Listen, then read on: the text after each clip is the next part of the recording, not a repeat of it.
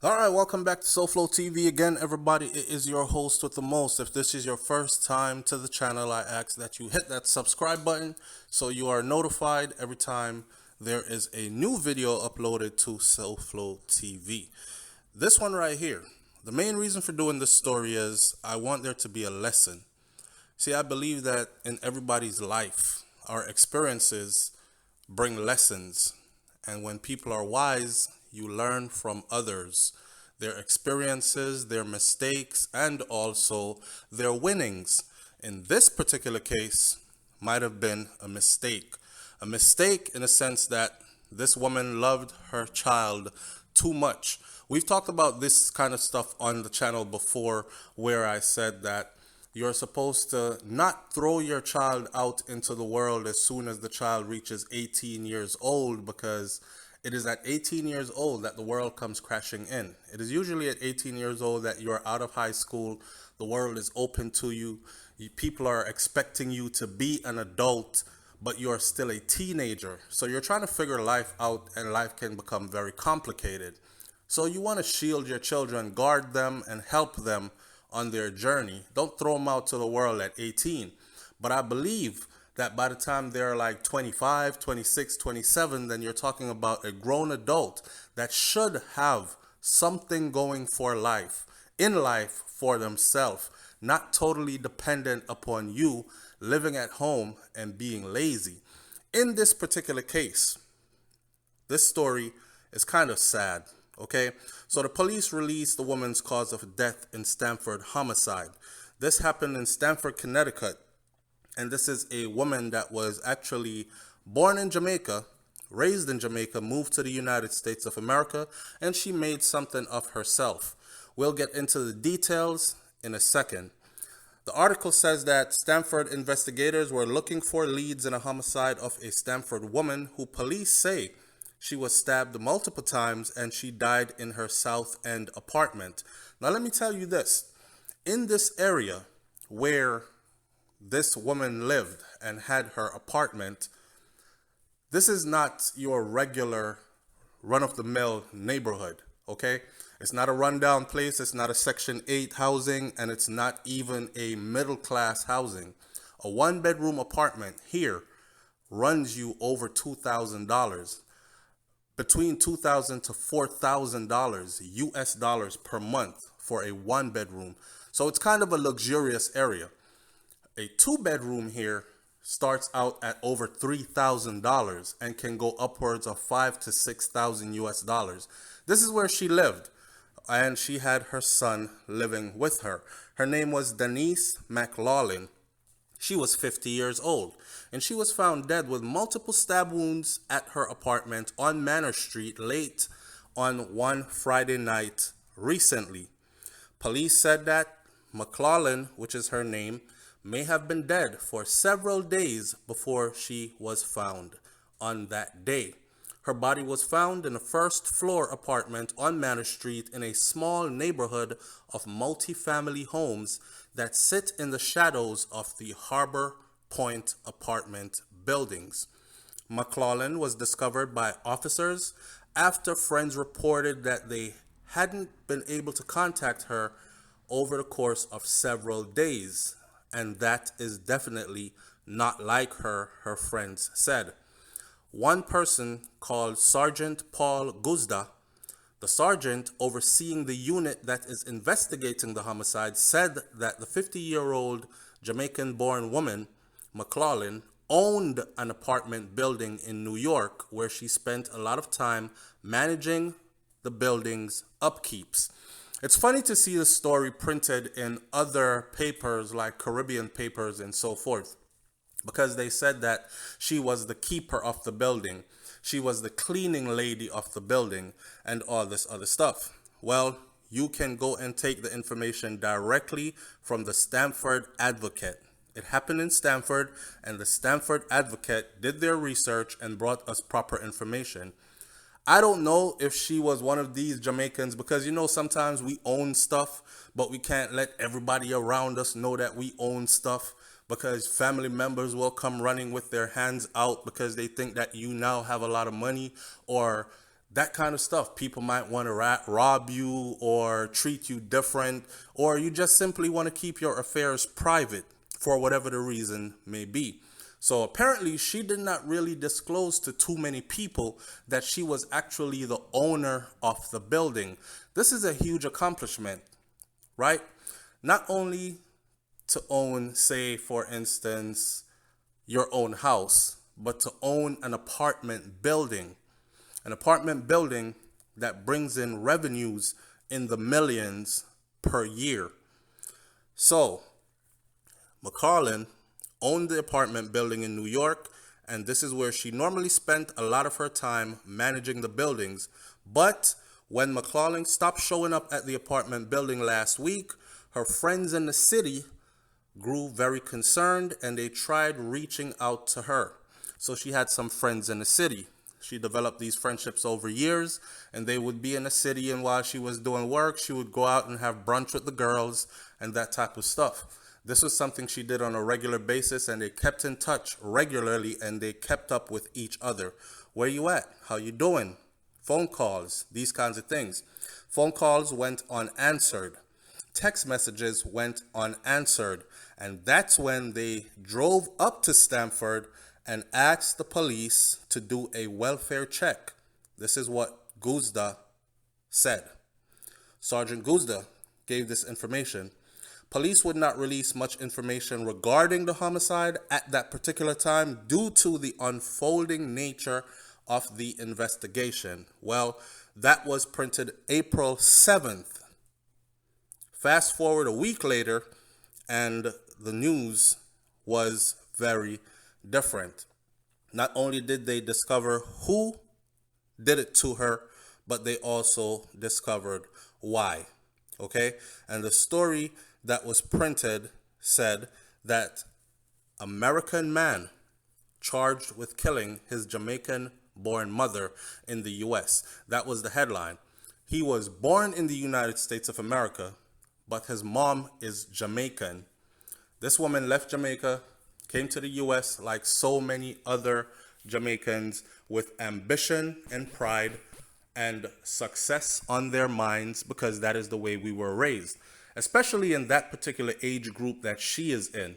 Education and progress are the things that are focused on from that generation for sure. And she was one of those people. So she left Jamaica, she came to the US, she did her thing, and she is now the owner of an apartment building in New York City, busy, hustle, bustle, New York City, but she did not want to live in the city. So she lived out in Stamford, Connecticut, in a part of Stamford, Connecticut, where the apartments are luxury with a high price. I know some people are saying, well, if you own an apartment building, how come you didn't buy a house? There are a lot of people that do that. Business people that do that. And owning a house to them might not be their first priority, because she was probably building a house in Jamaica or owns a nice house in Jamaica, and that's what she wants to own. And everything else that she does outside of that is considered business. I actually know people who are Jamaican, grown people, who have made these kinds of investments, and they have huge sprawling mansions in Jamaica, and they have apartment buildings in the United States of America, which brings revenue in the tune of millions of dollars annually, but they do not own a house in the US, simply because this is not where they plan to live. This is where they plan to do business. And if you think about it, right, if you're going to move back to Jamaica or to move to any other part of the world, then you want to have that income coming in. You want to set that ball in motion and let that ball keep rolling. That way you can make money even while you are not here. So you can fly in every now and then, probably take a trip every month or every other month, go check on your properties, check with your managers, see how your properties are running, check your books. You can manage your books by computer these days. You can actually do everything by computer and not even be in the US, but be collecting your salary in hundreds and hundreds of thousands or millions of dollars per year from the US. That's a dream life. If she planned on retiring in Jamaica, it's not going to happen, okay? Because it didn't work out that way for her. So a man was reportedly held, and he confessed to killing his 50-year-old Jamaican mother at her home in Stamford, Connecticut in the United States. Winston Weathers is his name, and he is 25 years old, and he is also a resident of Stamford. He was arrested in New York on Tuesday after Denise McLaughlin, which is his mom. A lot of people are saying, damn, the woman that brought you into the world, wow, you took your mom out? This is how the story went. Winston Weathers, 25 years old, a resident of Stamford, he was arrested in New York on Tuesday after Denise McLaughlin, which is his mother, was found dead of multiple stab wounds in her apartment in Stamford, Connecticut. On Friday, April 2nd, this is when they discovered her body. Weathers, which is her son, who is 25 years old, appeared in the Stamford Superior Court a day later after her body was found on murder charges, and he was held on suicide watch and placed on a $2.5 million bond, according to the Stamford Advocate News website. He is still being held, and he is to return to court to face a judge on May 24th of this year, 2021.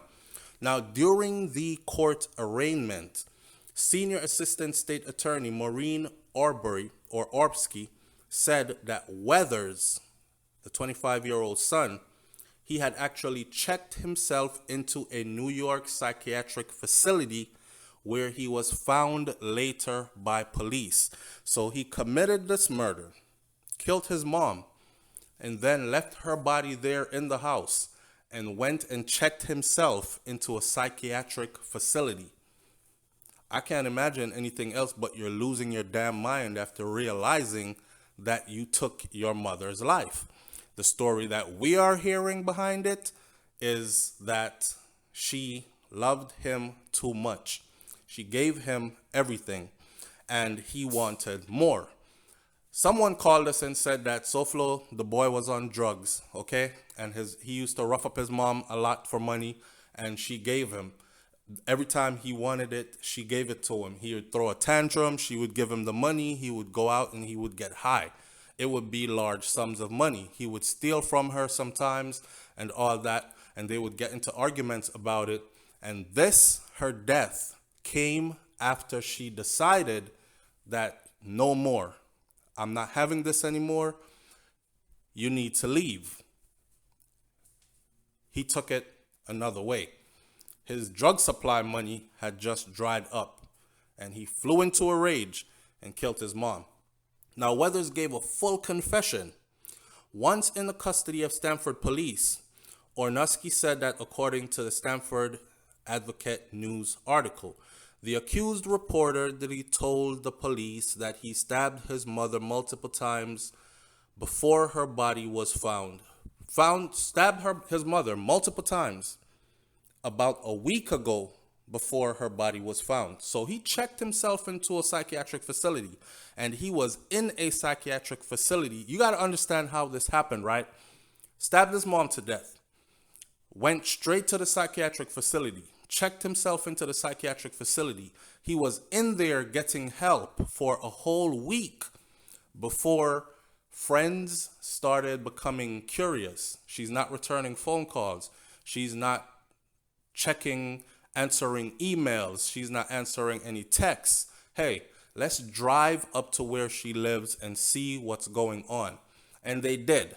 And then when they drove up there and they still couldn't get a hold of her, knocking on her door and all that, they called the police, asked the police to do a wellness check.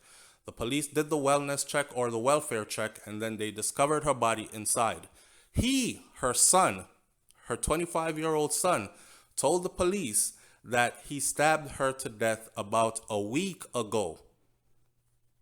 This is the day that they discovered that she was stabbed to death in her apartment. They went looking for her son because he also lived in that same address with her. The accused reportedly told the police that he had stabbed his mom about a week ago before they discovered her body. Now, during that week, the accused said that he went to Boston and he went to New York, where he attempted to take his life multiple times.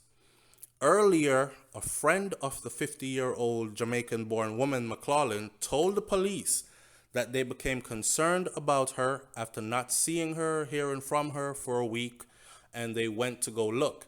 Police then went to McLaughlin's apartment where she lived with her son, and that is when her body was found. Investigators allegedly found evidence of crack cocaine use in her son's bedroom, and apparently he had been in there on a binge. He was smoking a whole lot. It wasn't like he left a little pebble and he left maybe a crack pipe. He had a substantial amount of stuff, from what we're told, left in his bedroom. I guess in a panic after realizing what he had done, he left. And he didn't bother to clean up or anything. He just locked the door and left. 4 days before the fatal stabbing on March 23rd, when people are wondering why and what happened, 4 days before he stabbed her to death, police had actually responded to a call to this address about a disturbance. Told police that at the time, Weathers, which is the son, was possibly high off, intoxicated. She was the one that actually called the police. And she told the police when they came that she thinks her son is either high or he is intoxicated, and that he was causing a big scene outside of her house. That is what the warrant said in writing. McLaughlin, which is the 50-year-old mom, said that Weathers, her son, was actively trying to throw away a good job, and that she had kicked him out of her house for a night. He did not take it as he was being kicked out for a night. He took it as, nope, you're not getting any money for your drugs, and get the hell out the house. And for him, that was enough to push him over the edge. He brewed and he steamed. But just like I said, that phone call that we got, that they said he would huff and puff and she would give him his money all the time and he would go get his drugs, enabling him. This time, it wasn't so. He came back, however, 4 days later after she had kicked him out, and she apparently let him in. He came in, they got into it, he stabbed her multiple times, probably smoked crack in his room, and stabbed her multiple times after he was high off his drugs, and left her there in her apartment. The lesson in this is this: you don't know. I don't believe in the last days theory, because my grandmother is 94 years old now, and I watched her my whole life. From as early as I can remember, I've been around her from I was born until now. And I'm a grown man with children of my own, family of my own, house of my own, and she is still saying these are end times. But the times aren't ending, only we are ending. So I don't believe in the end times theory, but I do strongly believe that we are living in times where you can't trust anyone. Like, even if you trust people, you still have to look at them with a side eye and a microscope. You understand? It can be your child. It can be your lover, your husband, your wife, because we see these situations all the time. I've seen many situations now where I just look at the victim. I look at their picture, I stare at their picture, and I wonder, did you know that this person who you let into your life was going to be the person to end your life? It's a sad, sad situation, but this is the type of world that we're living in right now. And I'm putting that out there for everyone to just raise your antennas and just be aware that it can happen to you. Somebody said to me when I disclosed some information on my show, I said I have multiple life insurance policies on myself to make sure that in the event of a premature death or anything, that my children will be well off.